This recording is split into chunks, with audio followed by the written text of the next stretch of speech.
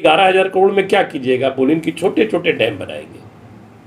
वो डैम बाढ़ में रह पाएगी, रोक पाएगी पानी जब बाढ़ आएगी? तो ये कहीं ना कहीं किसी न किसी रूप से ग्रसित रहते हैं।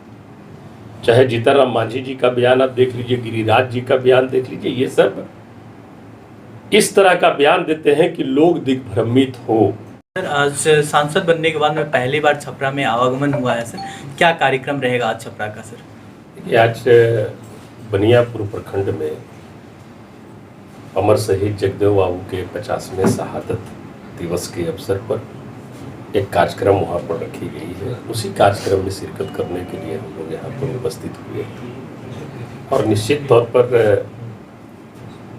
अमर शहीद जगदेव बाबू की जो विचारधारा थी, जो उनकी सोच थी, उसे जन जन तक पहुँचाने के लिए इस तरह के कार्यक्रम निश्चित तौर पर होने चाहिए।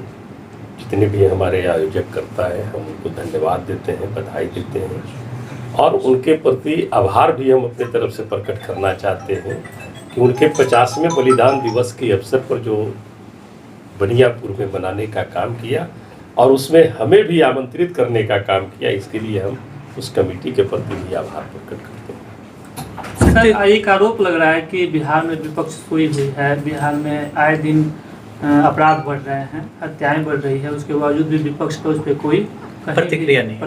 आप देख रहे होंगे कि जब भी घटनाएं होती है बिहार में, हमारे नेता प्रतिपक्ष निश्चित तौर पर सरकार को आईना दिखाने का काम करते हैं, लेकिन सरकार में जो बैठे लोग हैं वो जब उन्हें आईना दिखाया जाता है तो वो सीधे उस पॉइंट ऑफ व्यू पर बात नहीं करेंगे, वो सीधे चल जाएंगे 10 साल 20 साल पीछे चले जाते हैं। भाई, जो स्पेसिफिक जो बातें हैं, जो घटनाएं हो रही है, हत्याएं हो रही है, बलात्कार हो रही है और अमूमन राजधानी में भी जिस दिन मुख्यमंत्री बैठक करते हैं उसी दिन दहाड़े सैकड़ों राउंड गोलियां चलती है, तो ये सब पर विपक्ष निश्चित तौर पर आवाज़ उठाने का काम किया है, सरकार का आँख खोलने का काम किया है कि आप इस लॉ एंड ऑर्डर की व्यवस्था को आप कायम करने में पूरी तरह से ये सरकार अब विफल हो चुकी है। तो बिहार में मुखिया जी लोग हैं वो भी सुरक्षित नहीं है, आए दिन मतलब मुखिया को गोली मारी जा रही है। देखिए, मुखिया जी लोग की तो बात छोड़ दीजिए ना, मुखिया जी क्या, यहाँ देख लीजिए बिहार सरकार के पूर्व मंत्री का घर और परिवार जब सुरक्षित नहीं है तो आम आवाम की क्या कर सकते हैं? सर, एक चीज़ और वर्तमान में आप देखे होंगे, पूरे बिहार में एक श्राप बन चुका है बाढ़। बिहार का आधा हिस्सा बाढ़ से त्रस्त है और आधा हिस्सा सुखाड़ से। आप सारण में आए हुए हैं, सारण का भी 80% मतलब सुखाड़ से लोग उसका मार झेल रहे हैं और 20% लोग बाढ़ के चपेट में। देखिए, इस बात को मैंने बखूबी सदन में भी रखने का काम किया कि हमारा जो बिहार है, एक तरफ उत्तरी बिहार अगर बाढ़ से ग्रसित रहता है तो दक्षिणी बिहार हमारा सुखाड़ से ग्रसित रहता है। हमने भारत सरकार से आग्रह भी किया कि आप ही के नेता थे श्रद्धेय अटल बिहारी वाजपेयी जी, उनका एक बहुत बड़ा सोच और उनका एक सपना था कि एक दूसरे नदियों को जोड़ने का काम, अगर वो परियोजना अगर चालू कर दें तो मैं समझता हूँ कि बाढ़ से भी और सुखाड़ से भी हमें निजात मिल सकती है। हमने तो कहा कि आप विशेष पैकेज बाढ़ के लिए दे रहे हैं 11,500 करोड़, ये किस चीज़ में जाएगा?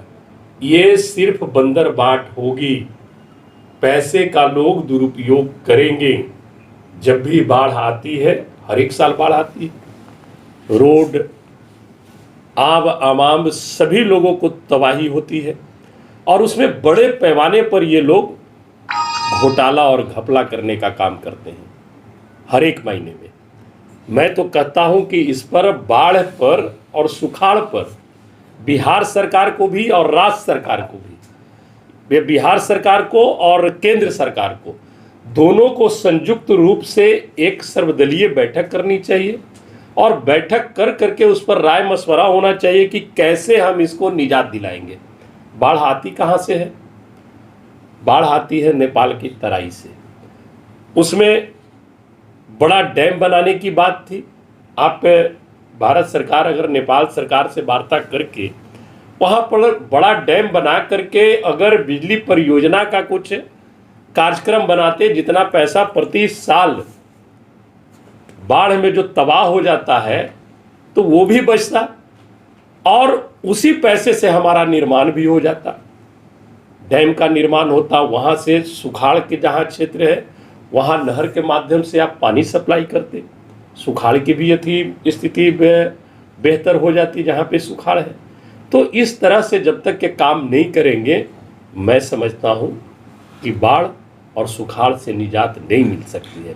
आप 11,500 करोड़ में क्या कीजिएगा? बोलिन कि छोटे छोटे डैम बनाएंगे, वो डैम बाढ़ में रह पाएगी, रोक पाएगी पानी जब बाढ़ आएगी? तो ये पैसे की बर्बादी होगी और पैसे का लोग दुरुपयोग करें। सर, छपरा में 10 विधानसभा है और कुशवाहा समाज का अच्छा वोट बैंक है। क्या आने वाले 2025 में विधानसभा चुनाव में कुशवाहा समाज से टिकट दिया जाएगा क्या? देखिए, ये टिकट की जो बात है, हमारी पार्टी और माननीय नेता तेजस्वी बाबू ये साफ शब्दों में कह चुके हैं कि हमारी पार्टी A to Z की पार्टी है। और इस लोकसभा के चुनाव में उन्होंने तो साबित भी कर दिया ना, महागठबंधन से कुशवाहा परिवार को 7 लोकसभा का टिकट दिया। मैं समझता हूं कि इतिहास में किसी गठबंधन ने किसी राज्य में पहली बार इतना टिकट देने का काम किया होगा। तो ये तो हम लोगों का, पार्टी का, हमारे नेता का विजन एकदम साफ है और हमारे जो समाज के लोग हैं उनको भी साफ तरह से ये देखने की जरूरत है और सोचने की जरूरत है कि आने वाला जो समय रहेगा वो निश्चित तौर पर बहुत ही अच्छा रहेगा राजनीतिक दृष्टिकोण से समाज के लिए। सर, आज आपका दौरा है, आने वाले 29 तारीख को माननीय राज्यसभा सांसद उपेंद्र कुशवाहा का भी वहीं पर दौरा है। क्या लगता है कि कुशवाहा समाज आने वाले दिनों में बीजेपी के साथ या महागठबंधन के साथ? देखिए, किनका दौरा है किनका दौरा नहीं है इस पर हम लोग नहीं जाते हैं। हम लोग यहाँ पर दौरा करने के लिए नहीं आए हैं। हमने कहा कि भारत लेनिन अमर शहीद जगदेव बाबू का 50वां बलिदान दिवस के अवसर पर उन्हीं के पखवाड़े में हम लोग शामिल होने के लिए आए हैं।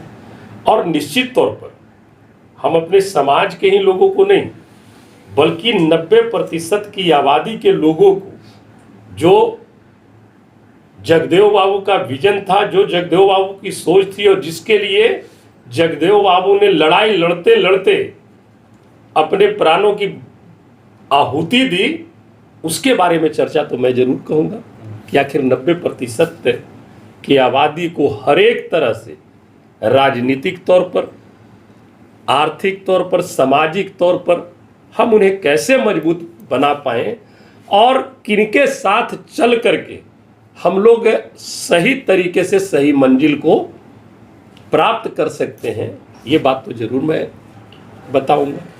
और बाकी सभी लोग, आज जीतन राम मांझी जी नवादा दौरे पे हैं सर, वहाँ पर तेजस्वी यादव पर फिर से प्रहार किए हैं और बोले हैं कि ये यादवों के द्वारा कराया गया सारा कुछ है। देखिए, ये सब जो इस तरह के बयान देते रहते हैं ना, वो खुद कहीं ना कहीं किसी न किसी रूप से ग्रसित रहते हैं। चाहे जीतन राम मांझी जी का बयान आप देख लीजिए, गिरिराज जी का बयान देख लीजिए, ये सब इस तरह का बयान देते हैं कि लोग दिग्भ्रमित हो, कैसे होंगे लोग। इसी तरह का तो काम ये डबल इंजन की सरकार करते रही है। हम लोग बात करेंगे अभी की हमारे नेता करते हैं कि यहाँ पर हत्याएं हो रही है, बलात्कार हो रहा है, लॉ एंड ऑर्डर आपका बहुत ही खराब है, अफसरशाही चरम सीमा पर है, तो इस पर वो ध्यान नहीं देंगे। जो अभी हो रही है सीधे चल जाएंगे बैक में। तो ये सब बातें जो इन लोगों की रहती है, बिहार के लोगों को गुमराह करने के लिए रहती है, बिहार के लोगों को गलत दिशा दिखाने के लिए रहती है। लेकिन इन तमाम बातों को बिहार की आवाम और महान मतदाता बखूबी समझ रही है। आने वाला समय में जिस तरह से लोकसभा में उनको जवाब दिया है, आने वाला समय में 2025 में भी उन्हें जवाब बिहार की आवाम देगी।